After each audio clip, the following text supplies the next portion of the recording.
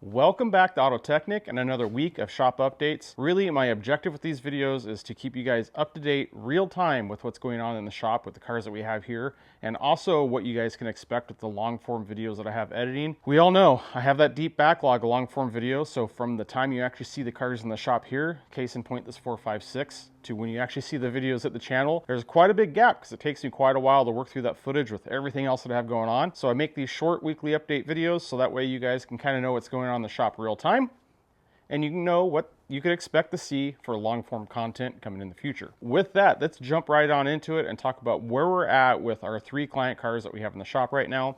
We'll start with the 456. It is still on the lift. I'm actually going to pull it off of the lift today. It has the right rear shock still removed. I actually just got notification that it arrived to the rebuilder just this morning. They are promising a 2 to 4 day turnaround on that shock. Unfortunately, it's getting shipped all the way across the country, so I don't expect to see that back this week, maybe early next week. Once I get that shock back, I'm going to get it reinstalled back in the car.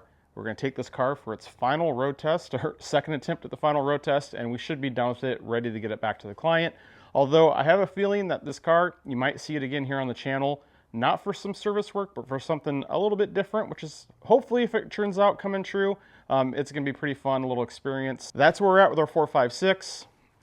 On the 34 Ford Hot Rod, I am still waiting on the parts to rebuild the brake calipers. So once I got that fully disassembled and got to those inboard Jaguar rear brakes, I found that the parts that I had initially ordered were incorrect.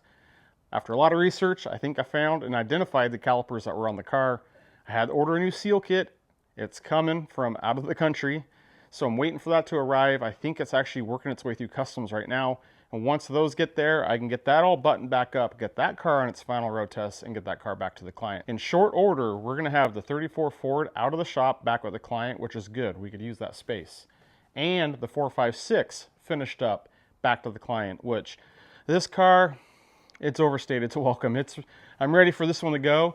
So that puts us really with our freshie that just arrived here about 2 weeks ago, and this is a 1995 F355. I think it's a 95. I know it's a 2.7 car, so it has to be a 95. But it's a 95 355, and you can see that this is a very unique car, very different looking. It has the Challenge speed lines on it. You guys can see that it has the Challenge rear spoiler on it. If you're peeping carefully on the inside, you'll see that this thing has a roll bar. Definitely not the normal 355 that you see. And actually, since we're waiting on parts for our 456 and our 34, this is going to be the focus all week long. The car just got dropped off by the shippers. Believe it or not, this car was shipped up from Houston, Texas, all the way up here to where I'm at, which is Seattle, Washington. That is definitely very cool, and I view that as a significant compliment to me and what service I provide, that the client is willing to go through all that trouble to get the car up to here, to have me work on it and service it. So now the really pressure's on me to live up to his expectations and make sure I can go through this car, get it serviced to his standards, and that he is very pleased with the overall experience. The car is here for a major service, so we're going to be doing a lot of work on the car. The whole engine and drivetrain needs to come out. Very in-depth, a lot of work, and because of this car's history, I think our work is cut out for us. We're going to have a lot to do and a lot to cover. More on that later. So that's where we're at with the cars in the shop this week. I think I'll take a minute and update you guys with where I'm at on videos, because this is the craziest thing. I've always talked about it on these videos, that my long form content is lagging. Always have a delay on my backlog of editing, and that is my limit on how frequently I can get the videos uploaded and posted. I don't know how this happened, but you guys should have just last Friday watched the final video on the 430 manual conversion that we did, where we installed the Cambio Manuele conversion kit. There's essentially 3 videos on that car. The first video we did a clutch, and then 2 videos doing the conversion. So that should have just been released, and I think at this point I've done 4 to 5 weeks of long form videos being released on Fridays in a row, that is my goal, to get 1 out a week, and I've hit it 5 weeks in a row. But this is where I'm just kind of like tripping out, because it's unusual for me. I have 2 more videos on that car that are already uploaded to the channel, completely edited. One where we cover how I go through and lower that 430, and then another video that's a bit more interesting, talking about oil leaks, and it's something that's not commonly talked about. It's a chronic problem on multiple newer Ferraris. Is what I'm saying is those 2 videos, very interesting topics, are already finished, uploaded, ready to be posted. Like I got those in the chamber ready to go. And then I also filmed another video that I'm actually kind of excited about, where I actually talk about nothing car related essentially, but everything that I do regarding this YouTube channel. So I talk you guys through everything that I'm using the film with, microphones, equipment, editing, but more importantly, I cover and show you guys everything that I make on this YouTube channel. So I show you, my goal of it was really to show you all the work that I put into making these videos and really what I get in return on that. So that's gonna be an interesting video. That one's a little bit shorter, but it's gonna come out. So that's 3 videos uploaded, edited, ready to go. As for a 456, we're mentioning that the work is almost done. I'm about ready to give it back to the client. In total on this car, we have 5 long form videos on it, which I have not released yet. Out of those 5 videos, 2 of them are fully edited. They're ready to go. That means I have 3 more videos to edit to finish that series out. And that gets me current to where we are at this 355. The reason why I'm so excited is because we have those 2 extra 430 videos that are coming out. The video, me talking about how much I earn on YouTube, that's coming out. That's 3 videos. I already have the 2 videos ready to go. The first 2 videos on this car, that's 5 videos ready to go that I know I can hit that cadence of once a week. And I've already done like 5 weeks. So that's nearly 3 months of videos, long form content on Fridays in a row, which I don't think I've ever been able to do on this channel. I've made a few changes on how I've been handling my editing, but more importantly, my file management. And I think that is what's given me the ability to get this headway. And the thing that I'm so excited about it is I have such a runway on the existing already edited videos that I have all that time where those videos are being published to continue the editing the remaining 3 videos on this car and immediately start rolling into this 355. So I'm just hoping that I can keep that rolling for as long as I can. The way it's looking, there's no reason why we're not gonna have a video every Friday all the way through to the first of the year and beyond. So I'm very excited about that. Something I've been working really hard to try to get my pace and cadence up, and I think I'm gonna be able to deliver for quite a while for you guys. So hopefully you guys are enjoying the content that we're making. Now that you know where we're at with the videos and the cars, we need to talk about what the goal is for this week. And since we're at a stopping point with our 456 and the Ford, our focus is going to be 100% purely on this 355. I actually need to go get it out on its initial road test right now. I think I have just a good enough break in the weather to get the car out on the road. I try not to drive the cars out when it's raining. If I have to, depending on the car, sometimes I will, but if I can avoid it, I absolutely will. And I think the roads are dry enough that I'm gonna be able to get the car out there and not have to worry about any standing water or any wetness. And that's really gonna help evaluate this car, especially since the customer was saying that one of the things he thinks he's noticed wrong with it is that the clutch is slipping at higher RPM. So I definitely need to get the car under some load, some high RPM to evaluate the health of the clutch, but obviously I don't want to be doing that on a very soaked and wet road. Trying to avoid wet roads in Seattle, Washington this time of year can be difficult, but we have a window today, so we're going to hit it. So I'm going to get this 355 out on its drive. Then when I come back, I'm going to have to move the 456 so we can get the 355 back on the lift, put the 456 back behind there, and I'll bring you guys back and kind of report back on how this test drive went, what we found, and really once we're getting started into the inspection of that 355. So we'll see you guys back here in a minute.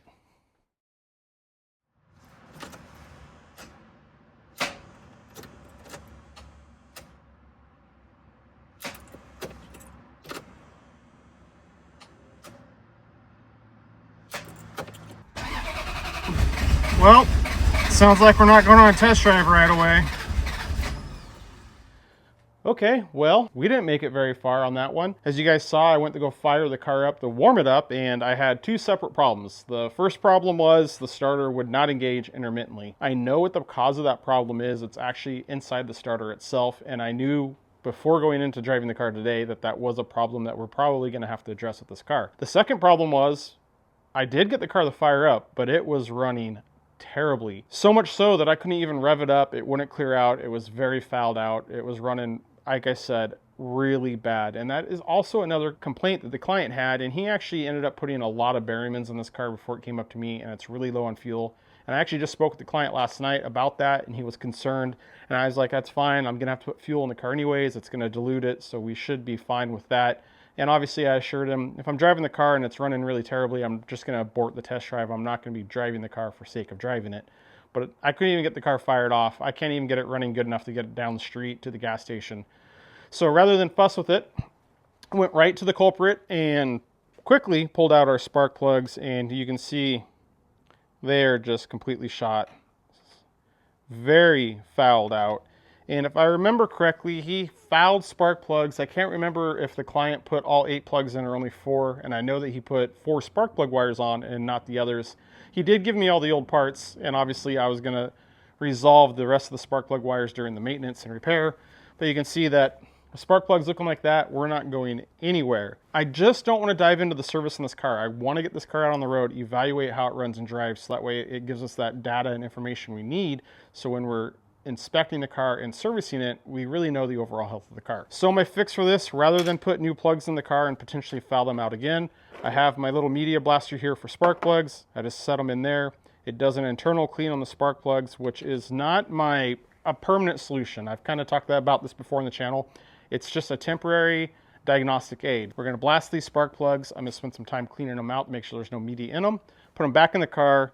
That should allow it to fire up and run pretty good. And as I mentioned, when this car got dropped off, it was fully up to temperature and it was running pretty decently. So I think this is something with it just being parked and sitting, maybe a combination of that with the Berrymans. It's a lot colder here than it is in Houston, Texas. So I'm going to see problems with the car that are temperature related that the client never did. And this could be part of that. I'm gonna spend a couple minutes, get those blasted, get them back in the car, and then we should be well on our way to get the car running, warmed up. We'll get some fuel in it, then we'll get out on the road and complete our test drive. So the plugs are cleaned, back in, and we'll see if we can get this thing to fire off. Oh yeah.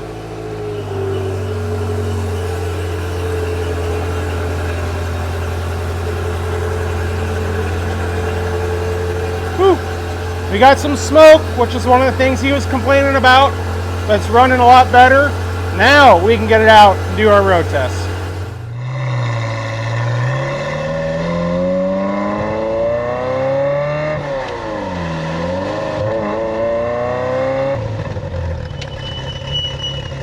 Got quite a bit of squeal from the brake pads. That's normal for a track pad. So we're just here getting on the freeway. Looks like traffic is good enough, the road's dry enough. We'll stretch the legs out on this car, get it up in the high RPMs, and see if we can feel anything abnormal with that clutch. So here we go.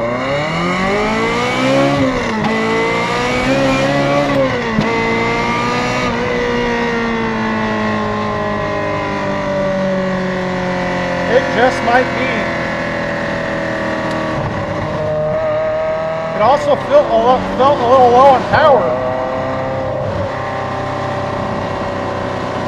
Just felt like it should have had a little bit more there.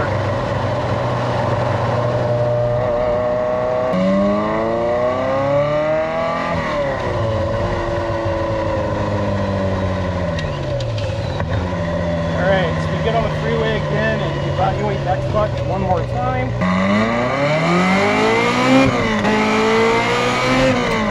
Yeah, I think that clutch is slipping. Well, yesterday didn't go entirely as planned, but it was still a good day. I was actually hoping to get the car test driven and get most of my inspection done, but in between having to get the spark plugs pulled out, get them cleaned out so we get the car through the test drive, and I also took the car and filmed some B-roll footage and took some pictures of it outside of the shop before we started in on service work. That really ended up chewing up pretty much the most of the day. I was able last night to get the car on the lift. You can see here, and I got the wheels off of the car. And I've talked about it before on my channel that my lift is really bad for Ferraris. My lift arms are tall, so it's hard to get them under the car, but they don't have a lot of good range for adjustability for the very limited lift points we have on this car. Hence, you can see why I keep tape on the floor so I can cheat and I know where to position the car to get it onto the lift. I bring this up because this car is on the challenge coilovers, so it's incredibly low. And I knew there was zero chance I was gonna get a lift arm underneath this car. And there's really no way you can get a floor jack under the car to get it positioned. Not to mention, I have such a small window where I can position this car in between the lift post. It's very difficult to get on the rack. I knew that this was gonna be a problem a long time ago because I've dealt with it with other 355s. And I ended up making an investment myself not too long ago, and I bought a nice set of Go jacks. And I did that really two reasons. That's so I can move these cars over here off to the side in the shop and make that a lot easier. But my plan with the Go jacks were to take those Go jacks, put them underneath the car when it's sitting here on the lift. That's gonna raise the car up a lot high enough. My lift arms will fit underneath of it, but it also makes the car where I can slide it around and push it. So that way, as I'm getting the lift arms positioned, I can make easy changes to getting the car on the rack. Long story short, getting a lower to 355 on my rack to get it centered, positioned correctly, lift arms underneath of it. I was using race ramps and wood blocks. It usually took me 30, 40 minutes to get it up on the lift. My Go jacks, it turned that whole operation into about 5 minutes. They're expensive, but they were absolutely worth it. I had to buy the low profile versions so that way I could fit under all these Ferraris, but they worked fantastic. Yesterday, all I did was I had time to take the under trays off, the under panels off, took the wheels off, got it on the rack, pretty much called it a day. So my goal is to get most of this inspection completed today because really today's the last day I have out in the shop this week before I roll into my other job throughout the weekend.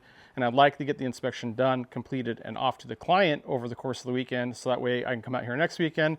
And if we're going to be moving straight into this car, or if I'm waiting to hear back from him on what we're going to do moving forward, it gives us a little bit of, workflow-wise, a bit of a buffer. It's more efficient for me that way. I'm going to dive into this car, and I'll bring you guys back at the end of the day, and we'll kind of just recap what we have with the car and where we wound up. 10, 9, 8, 7, 6, 5, 4, 3, 2, 1.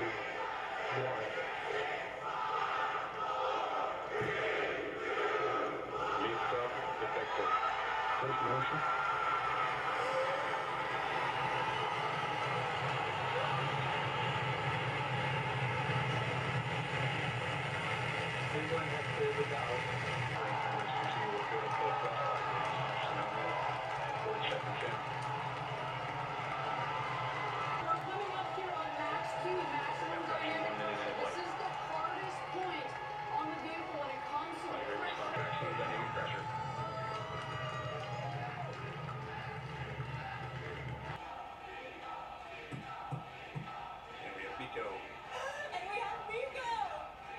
Stage set. And we have ignition on stage 2. Both engines currently look good. Response continue to look good. This is a 9.5 minute burn for GS2.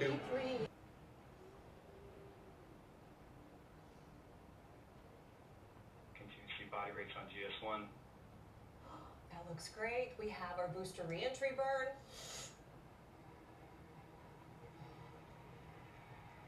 GS2 throttle down complete. Response look good.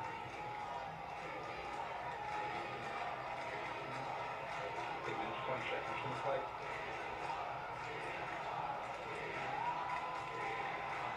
And back to leading burn ignition. And we have leading burn ignition. Keep 3 good engines.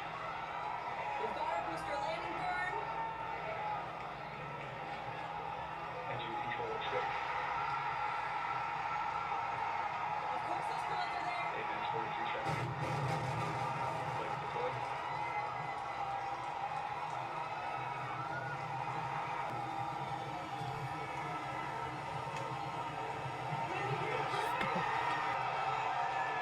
Oh, we're off. No way. No way.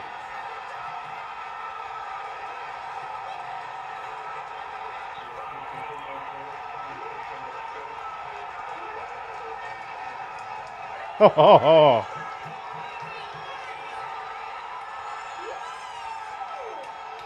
Absolutely wild. So you guys might be wondering why you just saw those clips of that rocket launch, and let me give you guys a little bit of insight here.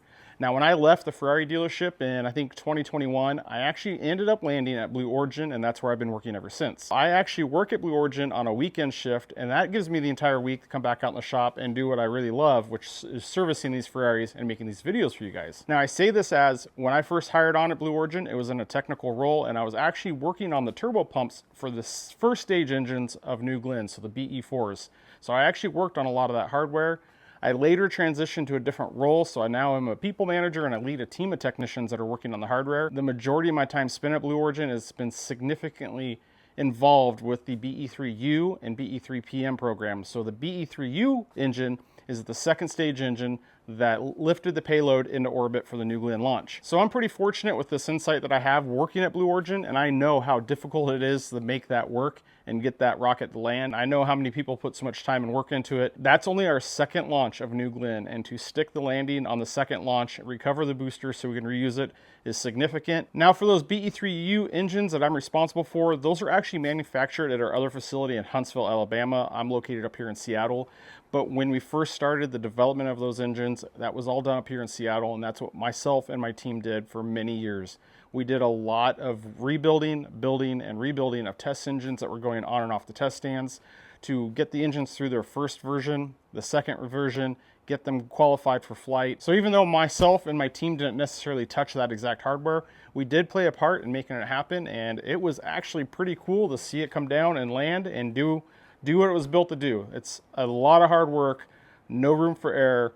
Pretty cool that we're able to get that pulled off. So now that that's done, I'm gonna focus my attention back to our 355 because I need to finish up this inspection. Today's my last day out in the shop this week, so I'm hoping I can get this finished up so that way I can get the information over to the client, allowing us to be free and clear next week out here in the shop.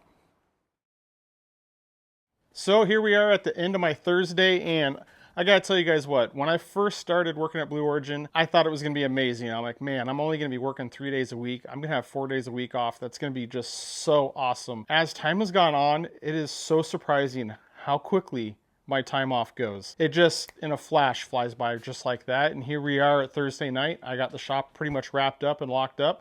And it's time for me to get ready in the evening because I'm rolling into work at my other job tomorrow morning at, you know, I'm going to be leaving the house here at about 4:30 in the morning. Like I said, the days go by so quick. And it didn't help this week because I actually sacrificed my Tuesday where I was doing a bunch of just chores around the house. I wasn't able to get out in the shop and do any work. So that means we only had yesterday and today to work on this 355, which is great because we got it test driven. I got my B-roll filmed. I got the pictures taken, which you guys would be surprised at how long just those 3 things take. I mean, that took the most or the majority of yesterday to get that stuff taken care of. I completed the inspection on the car today. I finished my smoke test of the exhaust. We did our compression test. I did my emissions test. I scanned the car for faults on top of all my normal visual inspection. And I mean, I have a list of stuff that we need to talk about on this car. And I haven't really talked about this car very much for you guys, but I'll give you a little sneak peek, a little insight to what we're going to see in the long form videos of it. This car is a 95. It has 60,000 miles, I think, 61,000 miles.